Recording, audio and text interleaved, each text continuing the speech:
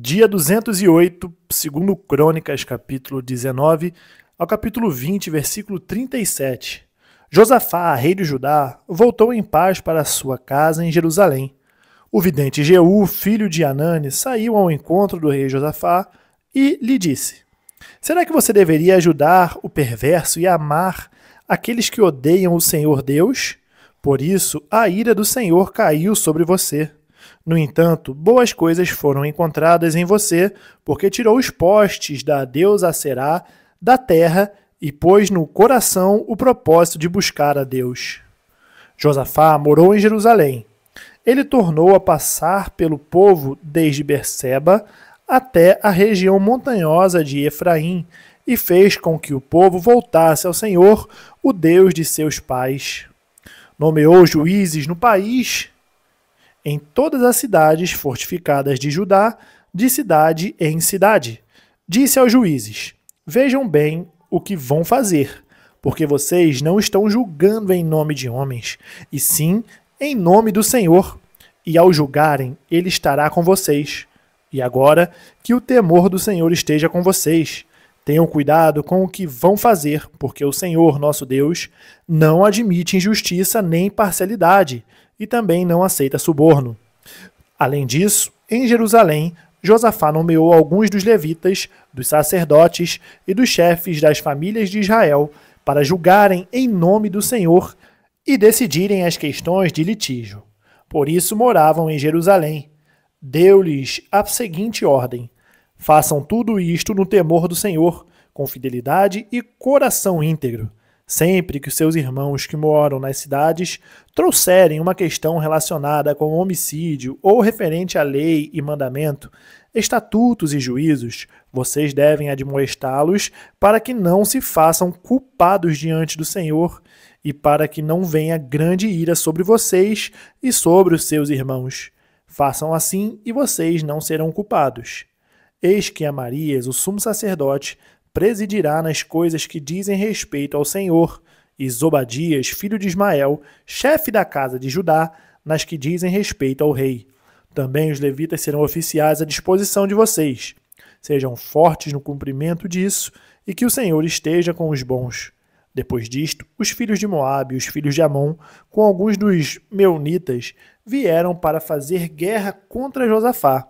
Então vieram alguns que avisaram Josafá, dizendo: Uma grande multidão está vindo contra Judá, do outro lado do Mar Morto. Da Síria, eis que eles já estão em Hazazon-Tamar, que é em Guede. Então Josafá teve medo e decidiu buscar o Senhor, e proclamou um jejum em todo Judá. Judá se congregou para pedir socorro ao Senhor.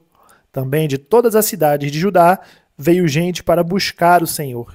Josafá pôs-se em pé na congregação de Judá e de Jerusalém, na casa do Senhor, diante do pátio novo, e disse: Ó Senhor, Deus de nossos pais, não és tu quem dominas sobre todos os reinos dos povos? Na tua mão está a força e o poder, e não há quem te possa resistir. Ó nosso Deus, acaso não expulsaste os moradores desta terra de diante do teu povo, de Israel, e não a deste para sempre a posteridade de Abraão, teu amigo? Eles têm morado nela, e nela edificaram um santuário ao teu nome, dizendo: Se algum mal nos sobrevier, espada, juízo, peste ou fome, nós nos apresentaremos diante deste templo e diante de ti, pois o teu nome está nesse templo. E clamaremos a ti na nossa angústia. Tu nos ouvirás e livrarás. E agora eis que os filhos de Amon e de Moabe e os do monte Seir, cujas terras não permitiste a Israel invadir, quando vinham da terra do Egito, mas deles se desviaram e não os destruíram, eis que eles estão nos recompensando assim, estão vindo para nos expulsar da tua propriedade que nos deste em herança. Ó nosso Deus, acaso não executarás o teu juízo contra eles? Porque em nós não há força para resistirmos a essa grande multidão que vem contra nós. Não sabemos o que fazer, mas os nossos olhos estão postos em ti. Todos os homens de Judá estavam em pé diante do Senhor, com as suas crianças, as suas mulheres e os seus filhos. Então no meio da congregação, o Espírito do Senhor veio sobre Jaaziel, filho de Zacarias, filho de Benaia, filho de Jeiel, filho de Matanias, levita, dos filhos de Asaf. Jaaziel disse: Escutem com atenção, todo Judá, moradores de Jerusalém e rei Josafá. Assim diz o Senhor: Não tenha medo, nem se assustem por causa desta grande multidão, pois esta batalha não é de vocês, mas de Deus. Amanhã vocês irão ao encontro deles, e eis que eles virão pela ladeira de Ziz, e vocês os encontrarão no fim do vale, em frente do deserto de Jeruel. Neste encontro vocês não precisarão lutar. Tomem posição, fiquem parados e vejam a salvação que o Senhor lhes dará. Ó Judá e Jerusalém! Não tenham medo, nem se assustem. Amanhã saiam ao encontro deles, porque o Senhor está com vocês. Então Josafá se prostrou com o rosto em terra, e todo Judá e os moradores de Jerusalém também se prostraram diante do Senhor e o adoraram. Os levitas dos filhos dos coatitas e dos coraitas se levantaram para louvar o Senhor, Deus de Israel, em voz bem alta. Na manhã seguinte, levantaram cedo e foram para o deserto de Tecoa. Ao saírem, Josafá se pôs em pé e disse: Escutem, povo de Judá e moradores de Jerusalém. Creiam no Senhor, seu Deus, e vocês estarão seguros. Creiam nos profetas do Senhor, e vocês serão bem-sucedidos. Depois de se aconselhar com o povo, Josafá designou os que deveriam cantar ao Senhor, vestido de ornamentos sagrados, e marchando à frente do exército, deveriam louvar a Deus, dizendo: Deem graças ao Senhor, porque a sua misericórdia dura para sempre. No momento em que eles começaram a cantar e dar louvores, o Senhor pôs emboscadas contra os filhos de Amon e de Moabe e os do monte Seir que vieram contra Judá, e foram derrotados, porque os filhos de Amon e de Moabe se levantaram contra os moradores do monte Seir para os destruir e exterminar. E quando eles tinham acabado com os moradores de Seir, atacaram e destruíram-se uns aos outros. Quando os homens de Judá chegaram a um lugar alto de onde se pode olhar para o deserto, procuraram ver a multidão, e eis que somente avistaram cadáveres estendidos no chão. Não havia nenhum sobrevivente. Josafá e seu povo foram saquear os despojos e acharam entre os cadáveres riquezas em abundância e objetos preciosos. Pegaram para si mais do que podiam levar e gastaram 3 dias para saquear o despojo, de tanto que havia. No 4º dia, eles se reuniram no vale de Beraca, onde louvaram o Senhor. Por isso, aquele dia é chamado de Vale de Beraca, até o dia de hoje. Então todos os homens de Judá e de Jerusalém voltaram com Josafá à frente deles. Voltaram para Jerusalém com alegria, porque o Senhor lhes tinha dado uma grande alegria com a vitória sobre os seus inimigos. Entraram em Jerusalém ao som de liras, harpas e trombetas, e foram para a casa do Senhor. O terror da parte de Deus veio sobre todos os reinos daquelas terras, quando ouviram que o Senhor havia lutado contra os inimigos de Israel. Assim, o reino de Josafá teve paz, porque Deus lhe deu repouso por todos os lados. Josafá reinou sobre Judá. Ele tinha 35 anos de idade quando começou a reinar, e reinou 25 anos em Jerusalém. A mãe dele se chamava Azuba e era filha de Sile. Ele andou no caminho de Asa, seu pai, não se desviou dele e fez o que era reto aos olhos do Senhor. Os lugares altos, porém, não foram destruídos, porque o povo ainda não tinha disposto o coração para com o Deus de seus pais.